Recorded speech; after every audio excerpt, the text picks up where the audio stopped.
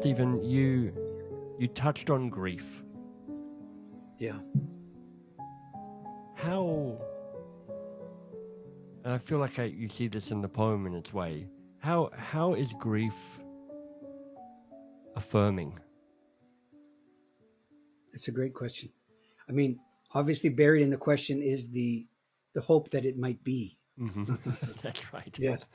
So indeed. Well, its affirmation is of a very particularly non-exhorting kind. Mm. In other words, if there's affirmation in grief, and I'll elaborate on this declaration here, but if there is affirmation in grief, it is so subtle and camouflaged by sorrow that it's far from clear that it's there, such that you have to go to immense length to translate grief into a way of living instead of an interruption in your otherwise orderly, Mm-hmm. regularly scheduled programming. Mm-hmm. Okay, so that with that as the overture, I'm going to suggest to you that what grief is the willingness, the very involuntary, even counterintuitive willingness to be had by life. Okay? Right. Yes, here I'm putting a certain emphasis on a certain syllable when I say to be had by life, Right. right? What I'm suggesting here is counter to the prevailing winds during the course of your lifetime and mine, the notion that this life is ours to do with as we see fit, Mm. the notion that it's a personal possession, that there's certain rights inalienable that come with the possession, that there's no sense of accountability that in any way countervails that sense of privilege and possibility and Mm. and friggin' sovereignty and agency and all the other doodah that accompanies the term today. Yeah. All of that has the consequence of leaving grief in the dirt Mm. and replacing it ongoingly in the commons with what? Grievance Right. instead. So what's the difference then between grief and grievance? Yeah. I suggest to you grievance is a consequence of a presumption of entitlement Yes. that's unidirectional. Mm-hmm. That all the entitlement goes one way towards me, Right. This is and mine. anything, It should be mine. yes, is mine. Yeah. And anything that mitigates that circumstance is my personal avowed and sworn enemy. Mm.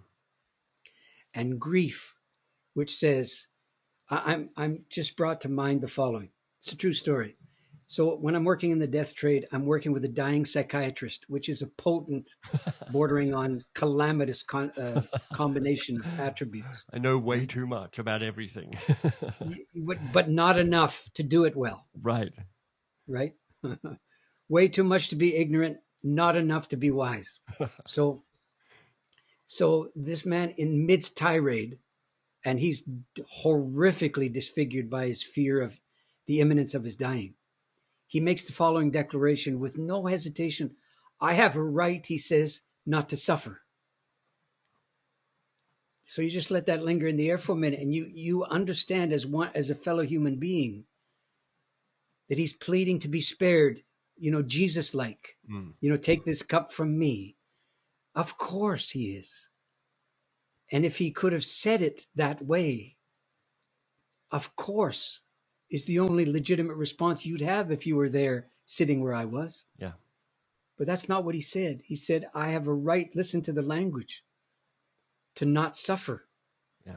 I am aggrieved. And yes, so you get the difference here between grief, which would be the suffering, Mm. and grievance, which is the right to be spared. That condition of being a human being, that those particulars of your human, not entitlement, allotment. That's the word I'm looking for.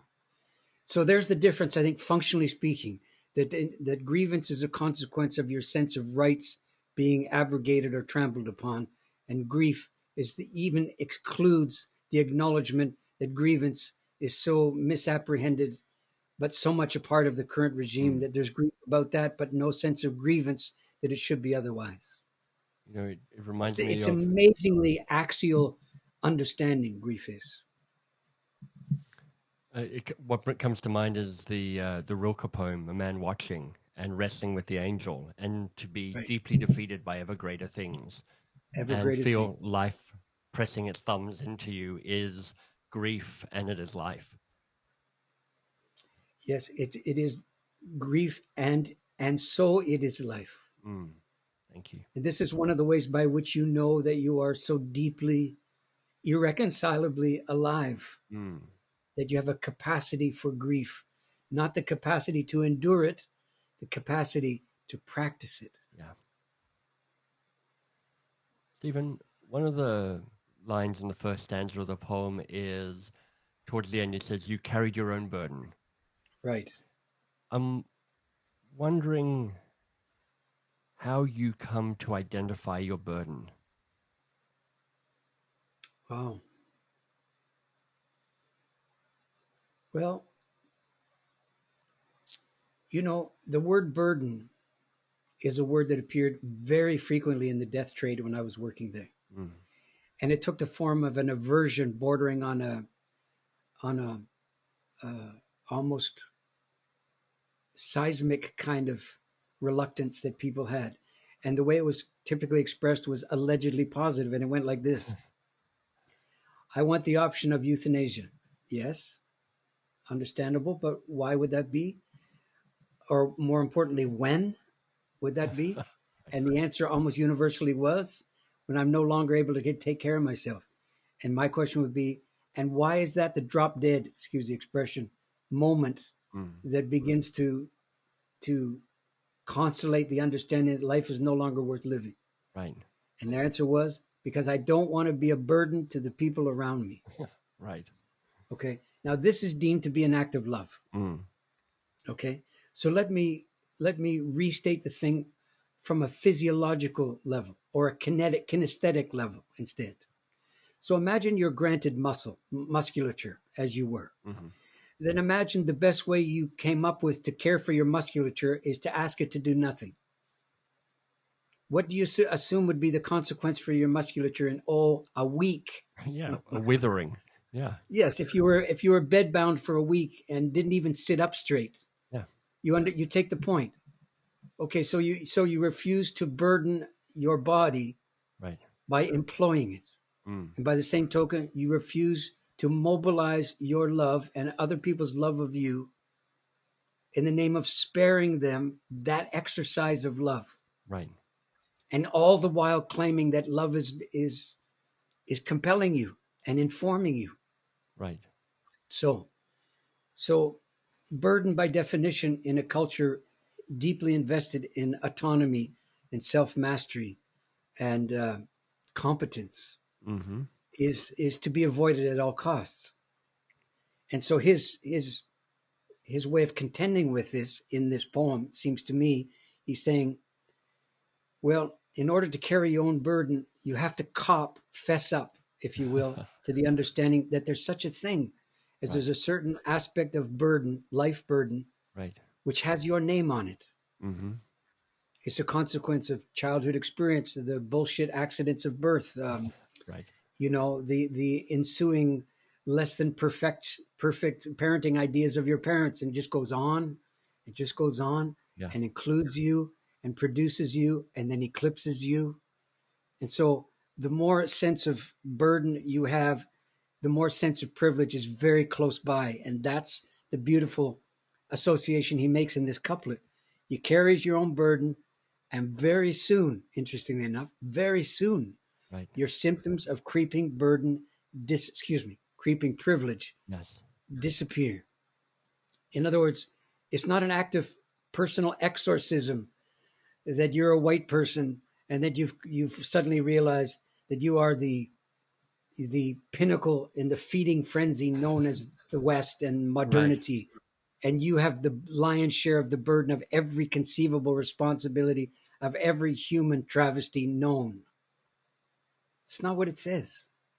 It says there's a certain amount of accidents of birth that you're not personally responsible for, Yeah. but if you live them out, you are responsible to them. Right. and retroactively you earn through actions of public service and the rest, you earn the burden that by virtue of the accidents of birth, that you earn the privilege Yes. that by virtue of the accidents of birth, you're on the temporary receiving end of. Mm. I think that's in what he's writing here, even though this was written in the mid 80s, slightly Exactly. before the current rant about privilege and the rest of That's right. yeah. Hey, it's MBS here. Look, my podcast is 2 Pages with MBS. It is the podcast where brilliant people read the best 2 pages from a favorite book, a book that has moved them, a book that has shaped them. And then we have a really good discussion about the 2 pages they've read. If you're looking for insights about change, about philosophy, about society, this might be the podcast you've been looking for. Available anywhere you listen to a podcast.